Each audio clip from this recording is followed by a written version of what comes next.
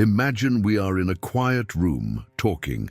Carl Jung begins by saying, loneliness does not come from the fact that we are alone, but from not being able to communicate what seems essential to us. Many people, especially those we call good, live trapped between two extremes, the loneliness that it suffocates them and the emotional dependence that imprisons them. Let's explore this together. He pauses and continues.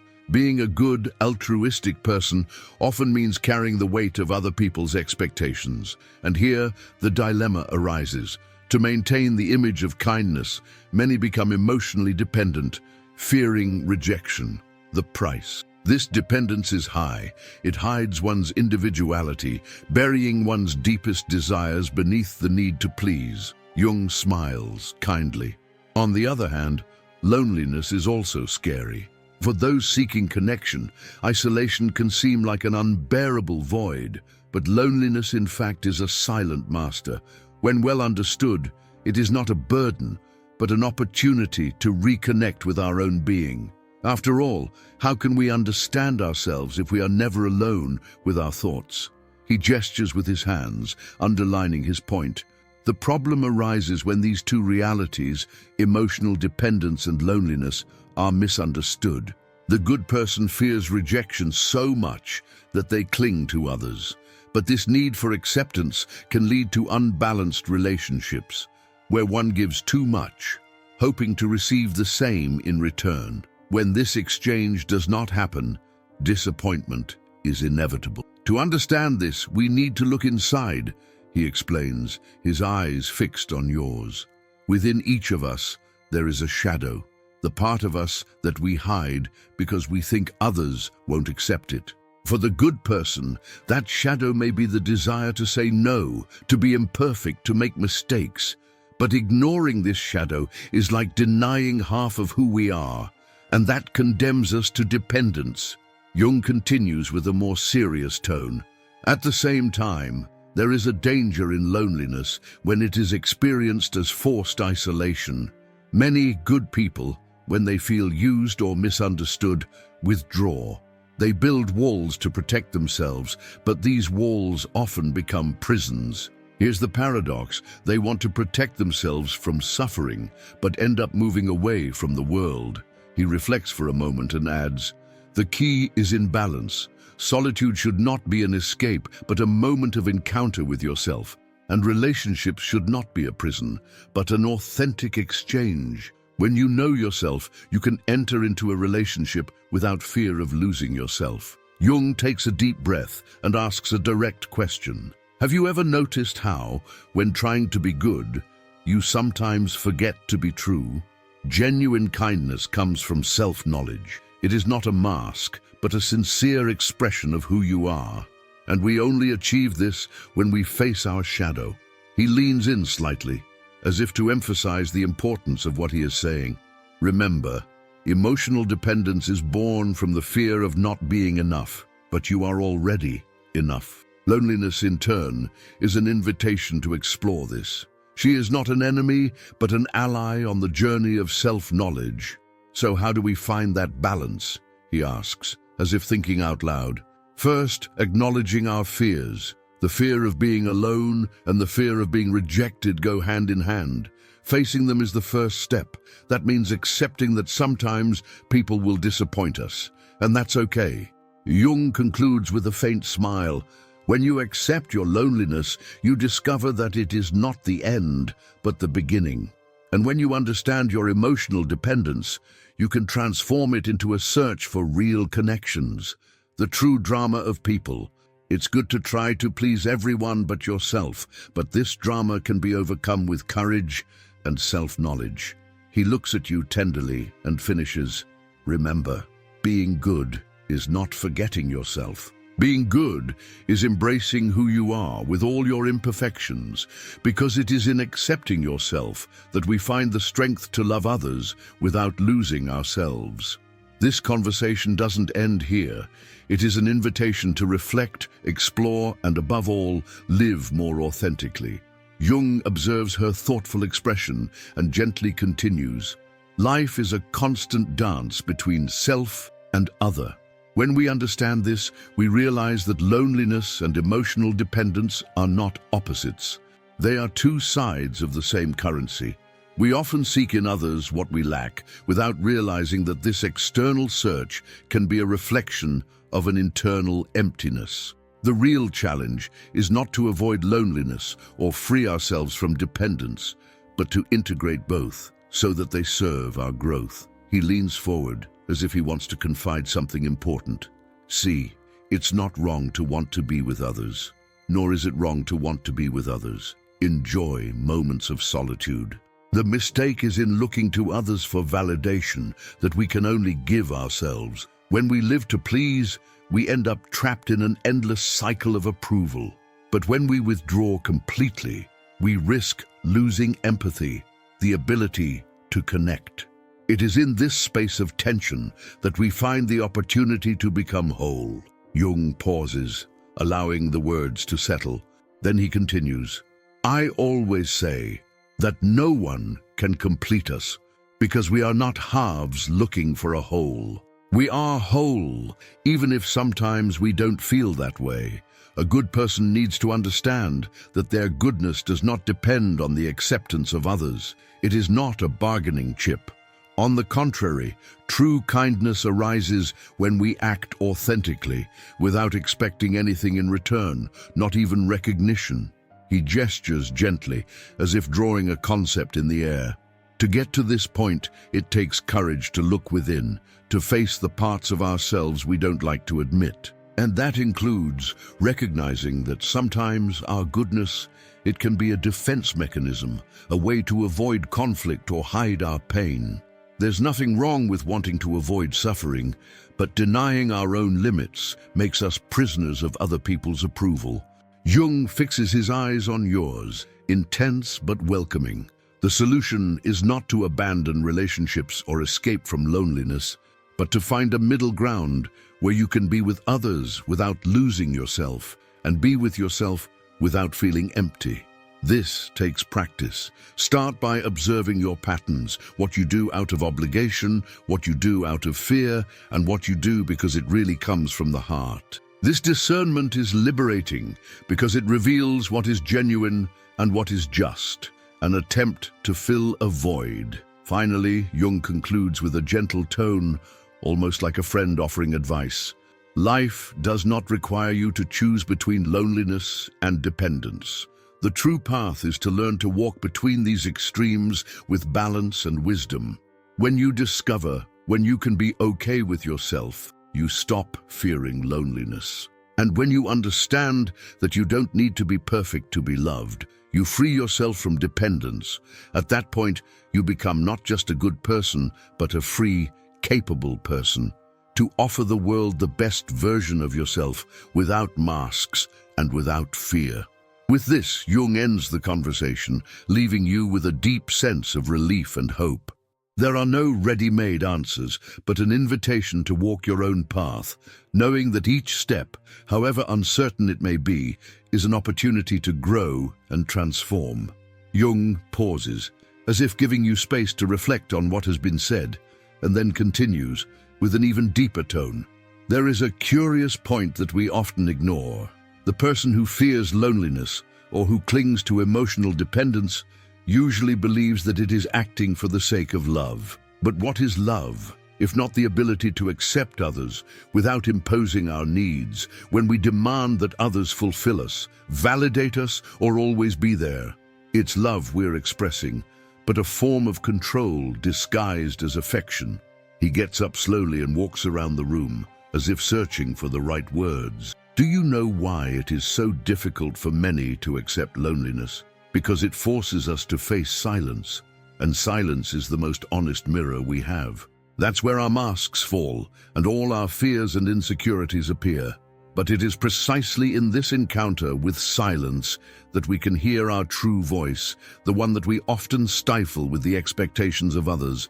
Without this moment of solitude, we will never know who we really are.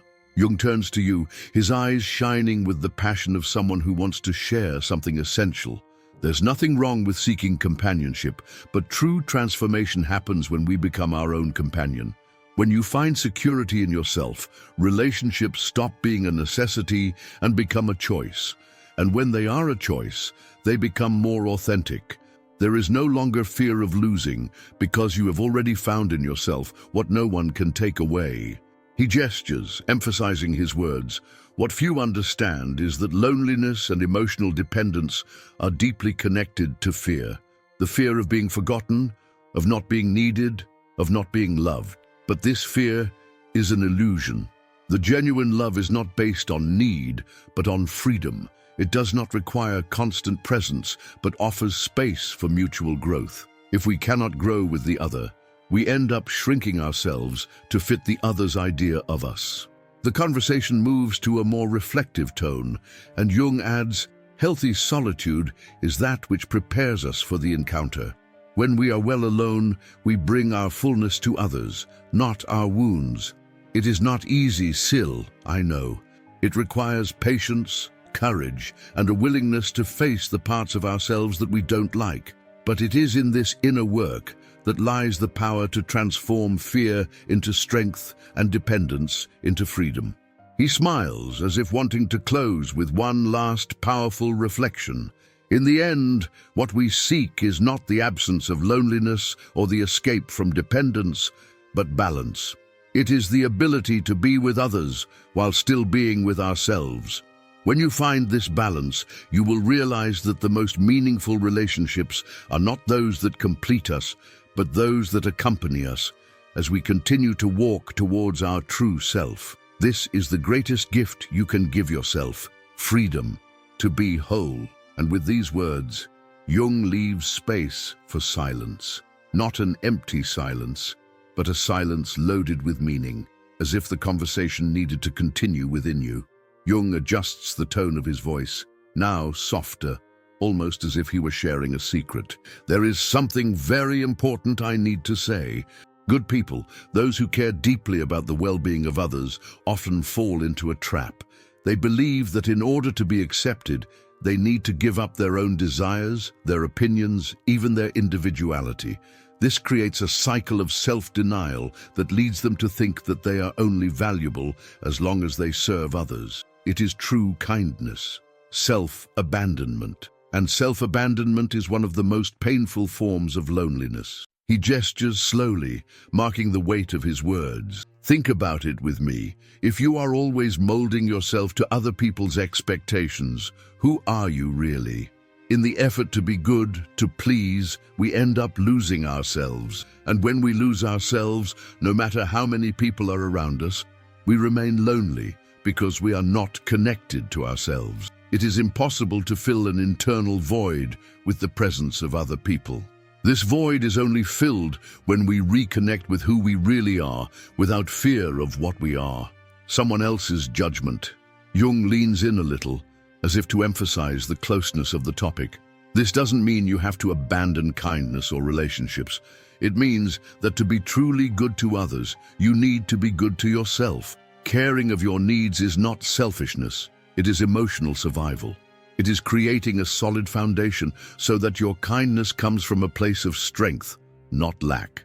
When you know and accept yourself, your kindness stops being a burden and becomes a burden, a genuine gift without the need for approval. He pauses, allowing you to process what has been said, and then continues.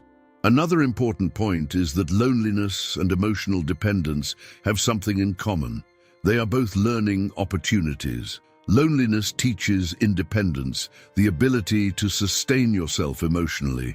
Dependence, in turn, reveals where the unhealed wounds lie, those parts of us that still need attention and love. When we face these two states honestly, we realize that they are not our enemies, but valuable teachers on the journey of self-knowledge. With a calm expression, Jung continues, "Have you ever stopped to think that loneliness is often avoided because we are afraid to hear our own voice? Emotional dependence, on the other hand, is an attempt to escape this internal listening, seeking in the other, the security we haven't yet found within ourselves. But growth only happens when we face these difficult truths. What seems like a battle is, in fact, a reconciliation, a chance to embrace both our strength and our fragility. Finally, Jung concludes with a firm but compassionate look. The true way to overcome this drama is integration. It is accepting that loneliness is part of life, and that emotional dependence, when understood, can guide us back to center of ourselves. Instead of resisting, embrace these moments as essential parts of your journey. Only then will you be able to be in the world with authenticity, without masks, without fear, and with a kindness that does not imprison, but liberates. He lets silence fill the room once again, as if allowing the words to echo within you, not just as advice, but as an invitation to a deeper encounter with yourself. Jung picks up the conversation with an introspective tone. There is one aspect we have not yet addressed, and it is crucial. Often the good person does not recognize that emotional dependence and loneliness are rooted in a disconnection from their own sense of worth. If you believe that you only have value by being useful to others, you are allowing the world to define who you are. This is a dangerous trap because external validation is ephemeral. This same kindness can be ignored or questioned. Revive emotionally if your identity depends on the approval of others. He folds his hands as if in deep reflection and continues. Here comes the importance of developing what I call inner authority. Inner authority is the ability to validate yourself, to know that regardless of what the world say or do, you have intrinsic value. This does not mean being indifferent to others, but rather establishing a stable emotional center. When you trust your own authority, loneliness stops being a burden and becomes an emotional dependence, loses strength because you no longer need it, anchor in others to feel whole. Jung smiles almost fondly and continues. One of the greatest challenges for good people is accepting their imperfections. They carry the belief that they need to be impeccable to deserve love. But true love does not require perfection. It thrives on authenticity. When you try to be perfect, you are denying yourself the right to be human. And in doing so, you also deprive others of the opportunity to love you for who you really are. Allowing yourself to be imperfect is not weakness, act of courage that strengthens your relationships and your sense of identity. He pauses and looks straight into your eyes, as if to emphasize his next point. Another essential aspect is learning to say no. For many good people, no feels like an act of rejection, a sign of selfishness. But in fact, saying no when necessary is a way of protecting your time, your energy, and your emotional health. It is also a form of respect, both for yourself and for others, because it sets clear limits and prevents relationships become toxic or unbalanced. Well-placed no doesn't drive people away. It strengthens genuine connections. Jung takes up the theme of solitude again, this time with a new perspective. Solitude does not mean being completely isolated from the world. There is a healthy solitude that we all need to learn to cultivate. It is one that allows us to reconnect with our essence, to hear our thoughts without distractions, and recharge our energies. Instead of fearing it, we should embrace it as an opportunity for growth and self-discovery. The more comfortable you are with your own company, the richer your encounters with others will be. In them, what you have already found itself. He concludes with a serene expression, as if delivering one last piece of the puzzle. Life is not about choosing between solitude and company, between dependence or being independent. It's about understanding that these experiences are part of a greater whole, a cycle that teaches us to live fully. When you can integrate these experiences, you discover that true freedom is not in never needing anyone or in being constantly surrounded by people, but in knowing that in any situation, you are there, at peace with yourself. This is the greatest achievement anyone can achieve. With these words, Jung ends, but the conversation seems to continue in his mind. The ideas are not conclusive, but seeds planted, waiting to germinate as you reflect on what you have heard and seek on your own journey. The balance between solitude and connection, between being good to others and being good to yourself. Jung seems to delve even deeper into the topic, as if he wanted to address the root of the dilemma. There is an important dimension we need to explore, he begins. Emotional dependence and fear of loneliness often originate in our first bonding experiences. When we are children, we learn to seek security from others, whether from parents, caregivers, or those around us. This is natural and necessary for our emotional survival. But as we grow, we need to develop something I call emotional self-reliance.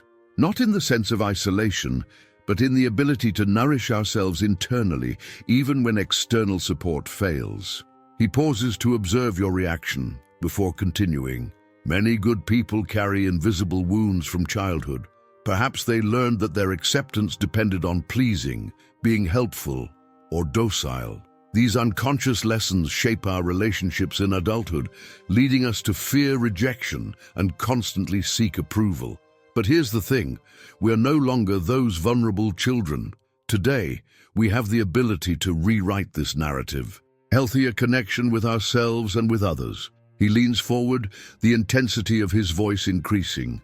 Another aspect we need to consider is the illusion of control that emotional dependence gives us. When we depend on someone to feel complete, we tend to try to mold that person to our expectations. We want it to always be there, to understand us perfectly, to satisfy our needs.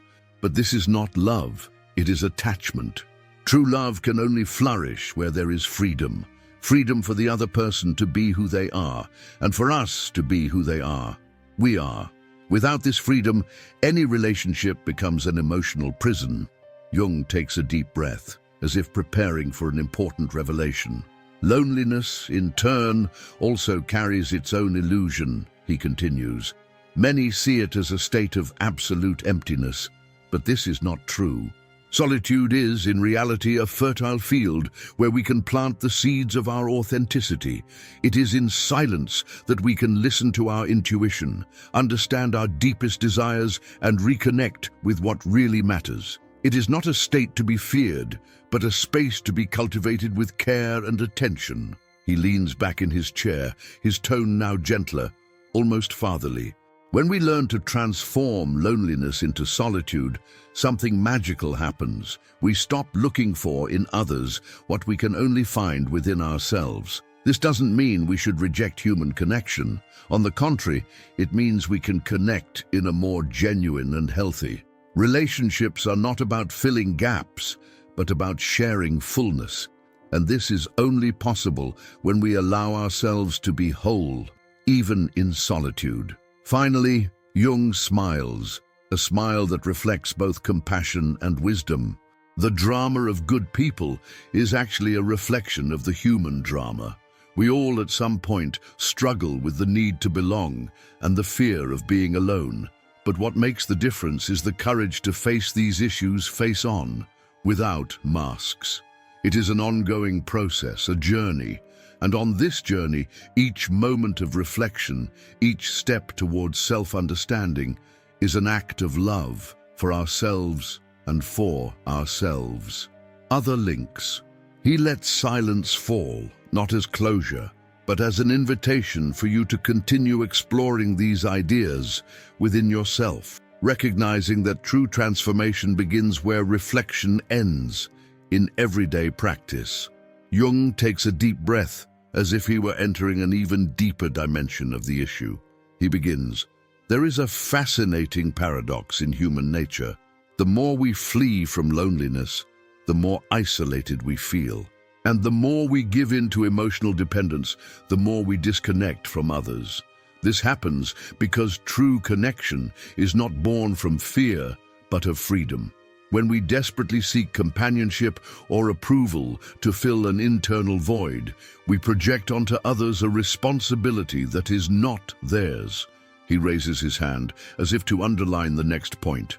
Do you realize how self-sabotaging this cycle is? The more we demand from others to be there for us, the more we push them away. This is because no one likes to feel like they are responsible for someone else's happiness. Love, friendship, authentic connections only flourish where there is space to breathe, to be who we are without the weight of expectations. Paradoxically, when we become less dependent, we become more attractive because we begin to radiate a confidence that invites rather than suffocates. Jung pauses, allowing the words to gain weight, and then continues, "On the other hand, we must admit that human beings are, by nature, relational. We are not destined to live in complete isolation. But this does not mean that we should living at the mercy of others' expectations or approvals.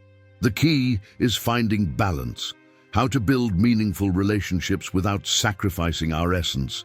This begins with recognizing that loneliness is not something to be overcome, but something to be understood, that we discover who we are and what that we really want to offer the world." He leans forward slightly, his gaze more penetrating. "There is a concept that I like to explore, the idea that solitude is an invitation. It invites us to look within, to make peace with our most hidden parts. It is in this internal space that we face the shadows that we try so hard to avoid. And when we manage to face these shadows, something extraordinary happens. They lose their power to haunt us. Loneliness then stops being a burden and becomes an ally, a force that prepares us to live deeper and truer relationships." He continues now with a more hopeful tone. "At the same time, when we recognize our tendency towards emotional dependence, we have the opportunity to transform it. We do not need to reject this need for connection, but rather reframe it. We can transform dependence into interdependence, a state in which two people support each other without losing their individuality. This interdependence is the basis of any healthy relationship. It is built on pillars such as respect, freedom, and authenticity, and not on fear, control, or the need for approval." Jung ends this moment of the conversation with a deep reflection. The drama of good people is, ultimately, an invitation to transformation. It challenges us to question our beliefs about what it means to be good, to be alone, and to connect. It is a call to grow, to mature emotionally, and to learn that true goodness begins within us. When you find peace in solitude and strength in freedom, you not only live better, you also inspire others to do the same. All your kindness stops being a burden and becomes a gift, both for yourself and for the world. With these words, Jung smiles slightly, as if to say that the rest of the journey is now up to you. The conversation does not end. It becomes an internal echo, an invitation to continue reflecting, living, and, above all, allowing yourself to be who you really are. Jung notes the impact of his words and, with a thoughtful eye, continues, "There is something that we may not have yet deeply considered, the role of fear in the construction of this drama. The fear of loneliness and the fear of disappointing others are forces that shape our most intimate choices. But really, what are we fearing?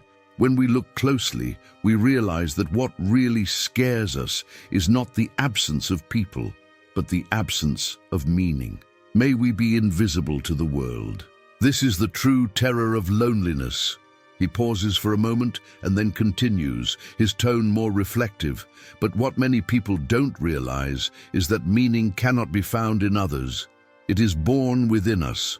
When we try to derive our value from relationships alone, we fall prey to trap of emotional dependence, believing that our meaning of existence is conditioned to the ordeal or attention from others. This external search never satisfies, because it does not resolve the internal emptiness. This is why so many people, even surrounded by friends and family, still feel deeply alone." With a delicate gesture, Jung makes a parallel. Imagine solitude as a desert. At first glance, it seems like an arid, inhospitable, even threatening place. But if you look closer, you will see that the desert is a space of potential, where life persists resiliently. Solitude works the same way. When you stop resisting it, you begin to discover the hidden riches that exist within you. These riches are your authenticity, your creativity, your ability to transform yourself, and to connect with what is essential. The desert, then, stops being a place of suffering and becomes a space of renewal. He leans forward slightly, as if to share something even deeper. Now consider emotional dependence as a distorted mirror. When we look to others to reflect our worth, we are giving up control of our identity. It's as if we're saying, "I only exist if you validate me." But this is a mistake, because no other person can see the totality of who we are. This mirror is broken from the beginning, which is why, no matter how much we seek approval, it is never enough. The only way to break this cycle. It's about stopping looking in the external mirror for what can only be found in the internal reflection. Jung adjusts the tone, making it more encouraging. When you begin to look at yourself honestly, without the lens of dependence, you discover that you are enough. This is the point at which true transformation happens. You realize that you don't have to be perfect to be worthy of love. You don't even need to be constantly accompanied to feel complete. It is at this moment that loneliness stops being an enemy and becomes a guide, and relationships become conscious choices, not desperate needs. Relate to others out of desire, not lack. He ends with an inspiring metaphor. Think of your journey like a tree. Its roots are your solitude, firmly planted in the soil of self-understanding. They give you stability, allowing you to grow and weather storms without falling. Its branches, on the other hand, represent your relationships. They reach out, reach to the sky, touch the world around you. But without deep roots, the branches cannot thrive. By doing this, you are ensuring that your branches, your connections with others, are strong, healthy, and lasting. With these words, Jung seems to conclude a cycle, but leaves a sense of continuity in the air, as if he were suggesting that the next step of this reflection must take place within you, in the practice of your own life. Jung leans back in his chair, his expression now more serene, but still deeply attentive. He continues, "There is a dimension that we rarely explore in the drama of loneliness and emotional dependence, the relationship we have with time. Many good people live stuck in the past, trying to make up for mistakes or seeking to repeat moments of acceptance that made them feel valued. Others get lost in the future, eager to build perfect relationships or find someone who finally understands them completely. But in doing so, they forget that it is only in the present that transformation happens. He gestures lightly, as if to illustrate the point. Loneliness is often seen as something static, a kind of emotional prison. But it is actually a fluid state, like a river flowing towards self-knowledge. When we resist it, we become stuck in the current, fighting something inevitable. But when we accept its presence, we discover that it leads us to parts of ourselves that we have never had the courage to explore. It is not the loneliness that hurts us, but our resistance to it, our fear of what it may reveal. Jung pauses and looks at you, as if to emphasize the importance of what's to come. And the same goes for emotional dependence. It is not a failure, but a sign. When we become excessively dependent on someone, we are actually signaling a part of ourselves that has been neglected, a need that we have failed to meet internally. Instead, rather than judging this dependence as weakness, we must see it as an opportunity to ask, what am I really looking for? He takes a deep breath, as if to bring up a more universal point. There is a fundamental truth in all of this.